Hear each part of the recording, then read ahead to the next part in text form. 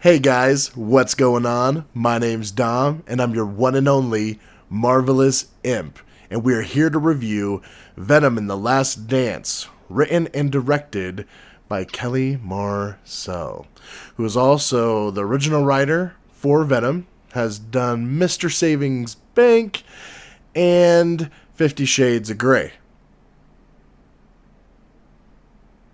Now, I'm going to take everything with a grain of salt. And yeah, just talk about this movie. There are things that I'm like, I don't know if that's entirely how things would play out. I got a couple things that I don't like about the movie and that I do like about the movie. I think I like things about the movie, but when it comes to the storytelling of Venom in the Last Dance, it's a little bit everywhere. And we just have a lot of things that just happen to happen. And the first thing I want to talk about is Tom Hardy. I think Tom Hardy is great. I love him as an actor. He's very awesome. I've been watching him since Bronson, which is one of his early films. And of course, with The Dark Knight Rises and all of that stuff when he got brought out. But this is not to take away from Tom Hardy. I think he's doing the role that he was told to do. And that's act vulnerable. But from a storytelling standpoint, Venom makes a remark that they've been together for like a year at this point. And after a year, you would have to think Tom Hardy's character, Eddie Brock, would know and recognize and be aware of what Venom's going to do to him.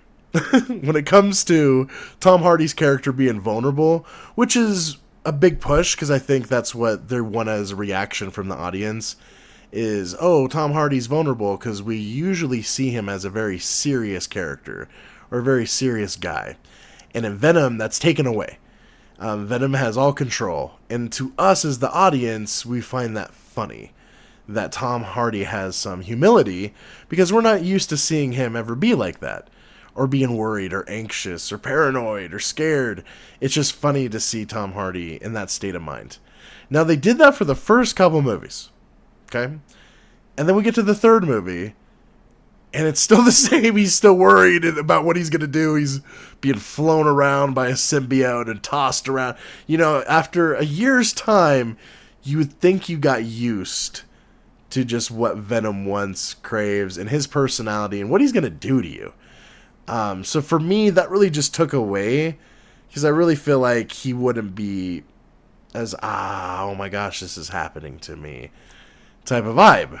It's just not realistic. I know what it's there for. It's there to set up jokes and have some moments to do ahas at Tom Hardy.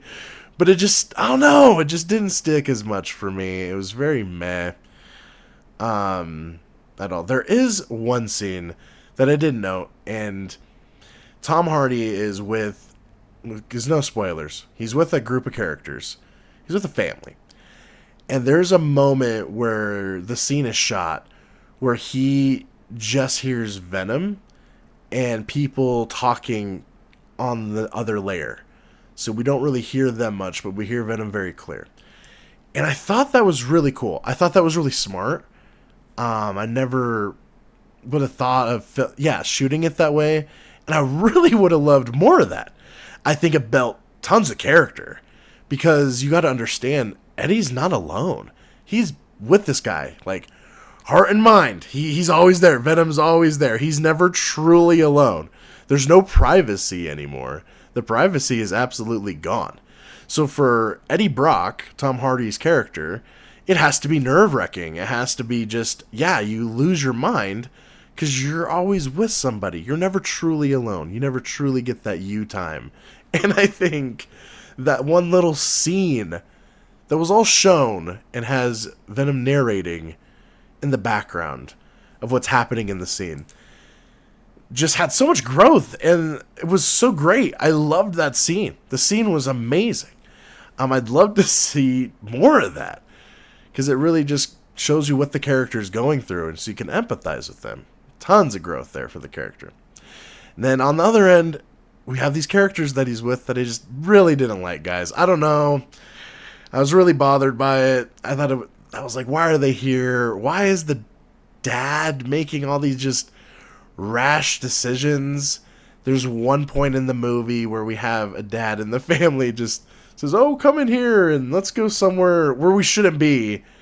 And it's just not believable. It's not believable at all. I hate to say it. But there's just, he wouldn't do that. And then he came back for a big scene, a big action scene. I'm like, why was this in the movie? We could have cut that out completely. They're also, the characters just make poor choices for no reason at all.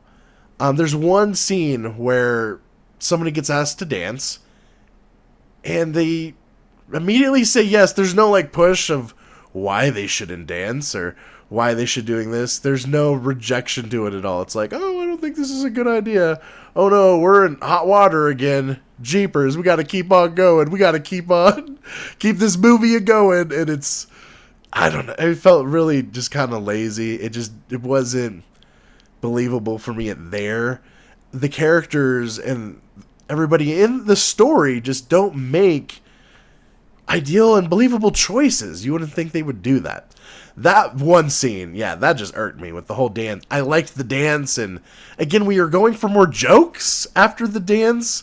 We weren't going for realism, we were going for jokes. And I think with a Venom movie, you don't want... I mean, you could have icebreakers and jokes, but the action, and the menacing side of Venom, and just, yeah, all the goodness, that's what you want. That's what you're here for. Is you want to see Venom just tear it up, alongside a character that you can empathize with, and, again, make believable decisions. Because there's just some that I'm just like, nah. We could have cut that out. We could have set that up. I loved the horse. The horse was great. Everything in the movie looks pretty.